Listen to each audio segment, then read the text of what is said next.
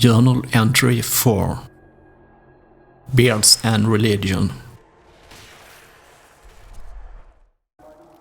Well, ladies and gentlemen, welcome to another entry in my journal. This is a special one because I'm gonna talk about the beard issue, and we are gonna touch a bit on the Chantry, the most important thing, religion, and otherwise in this game, especially in this game where we actually work directly under the Chantry in the Inquisition.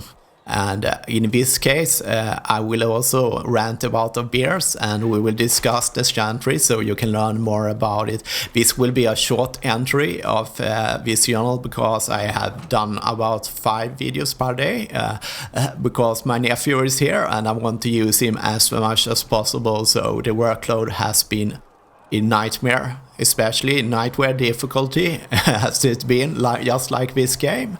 And I hope you will enjoy this short entry, which will be the only one this week. We won't progress very far in the story. We will just finish up what's happened here. And as you can see, when Pug will go out, he's met by a flock of people. And they believe he's the herald of the Maker now. So he's like Jesus or something. He's maybe a prophet. They really believe him, so this is an uncomfortable situation for Pug. After all, he is a dwarf, so he doesn't believe in the Maker.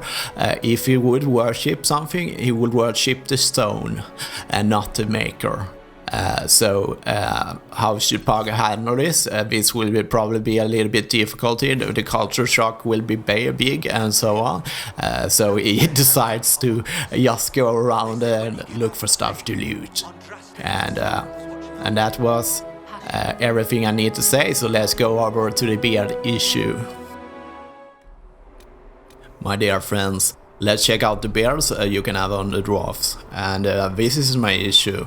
The mustaches is very cool. We have the wife beater and we have everyone cool mustache, so if you're into that, that will probably work. But what all the beards have in common on the dwarfs is that they are really short. And that makes my nerd rage really high. No beards! No dwarf beards! And as you can see, I'm a little bit upset about it, but so I have actually, as a protest, have decided in that moment that I will actually not use the beard on a dwarf. Not Pug will be a beardless dwarf. Probably one of the first in the history of fantasy dwarfs. So he's a little bit special, but this is the issue. As you can see, I'm trying to find a beard, but there is no cool beards. To make my case even stronger, I went online and searched fantasy dwarfs beards, and as you can see here, we have cool beards everywhere. And this is actually, I think, a lazy part from BioWare. After all, I understand that a good beard is a problem because it can cause clipping with armor and so on, so you make it short and you don't have that problem, but you lose so much flavor from the dwarves. In the Dungeons and Dragons atmosphere, even the girl dwarves have beards. And we have these silly beards, and I don't know why that guy from what do you call it? Oh, I can't remember the middle guy. He's a fantasy dwarf, but he's not like the other dwarfs. I think he just showed up anyway. And my issue is, as you can see, all these dwarf creatures, what do they have in common? All have very long beards. Very long beards.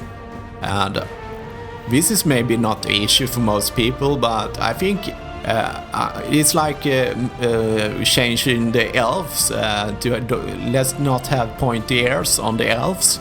And that's one of the race characteristics on the dwarfs, after all, to have this long ass beard. And a real dwarf has a beard all the way to the belt.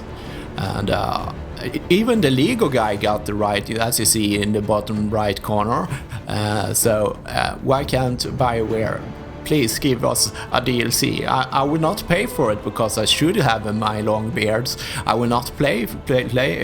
And as you see, I show here, I think it's a Warhammer Dwarf, and they have long beards also. So why are the beards in BioWare games? Why do they have so short beards? In the first game, you got a real cool beard. I wanted that beard, you know, a braid that goes all down to the mid section of the dwarf. I like that red big braid, but they didn't give it to me, so I can only rage. I want my dwarf beard. I want it now. And that's all on that issue. Let's continue with other content. Let me tell a little bit about the Chantry. The Chantry is the dominating religious organization in Fidas. It's also based on the Chant of Light, a series of teaching written by Andraste, the prophet of the Maker. Chantry is also an acceptable adjective to refer to something or someone that is of the Chantry religion. The Chantry's goal is to spread the Chant of Light to all four corners of the world and to all races. The view of the Chantry on non-human is that they need saving. They have turned even further from the Maker's grace than humanity has. There are no known Krunari that worship the Maker. Some elves worship the Maker. In most cases, they still worship their own gods. And the dwarves doesn't worship the Maker. They worship the stone and their paragons.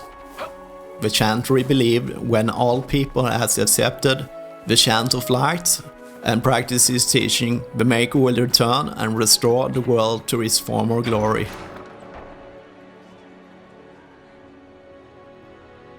So in short, you can say that they believe that the Maker has abandoned the world and he will not heed prayer or perform any other function until his favor has been regained.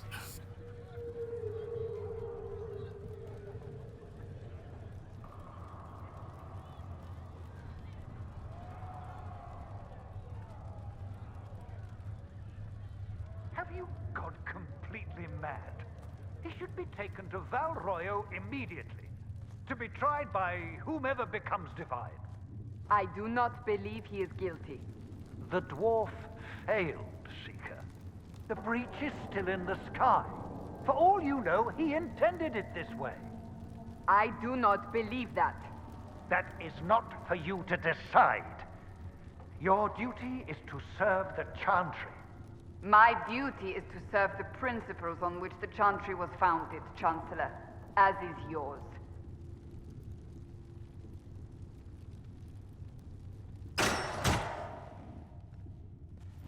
Chain him! I want him prepared for travel to the capital for trial. Disregard that and leave us. You walk a dangerous line, Seeker. The breach is stable, but it is still a threat. I will not ignore it.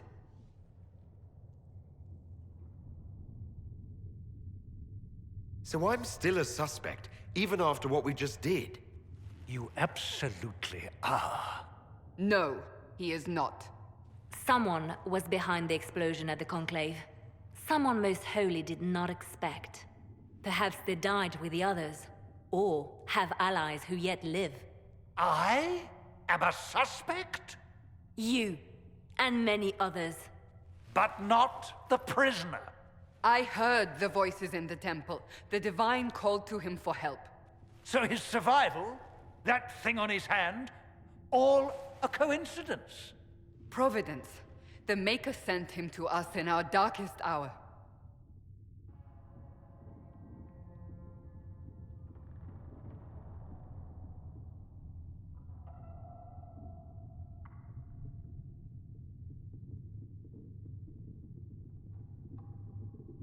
The breach is stable now. What more do you want from me? We must try again. The breach remains, and your mark is still our only hope of closing it. This is not for you to decide. You know what this is, Chancellor. A writ from the Divine, granting us the authority to act. As of this moment, I declare the Inquisition reborn. We will close the breach, we will find those responsible, and we will restore order with or without your approval.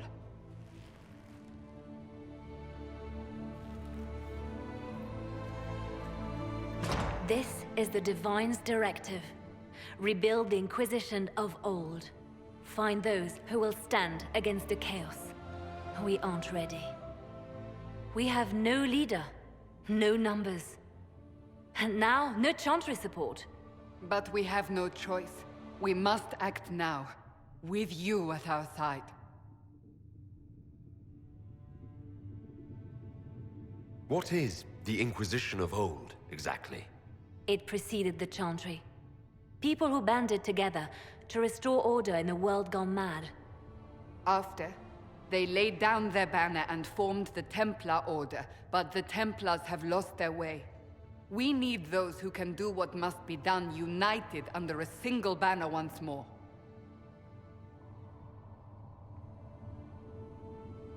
You're trying to start a holy war.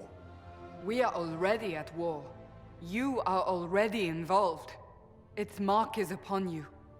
As to whether the war is holy, that depends on what we discover. What if I refuse? You can go if you wish. You should know that while some believe you chosen, many still think you guilty. The Inquisition can only protect you if you are with us. We can also help you. It will not be easy if you stay, but you cannot pretend this has not changed you.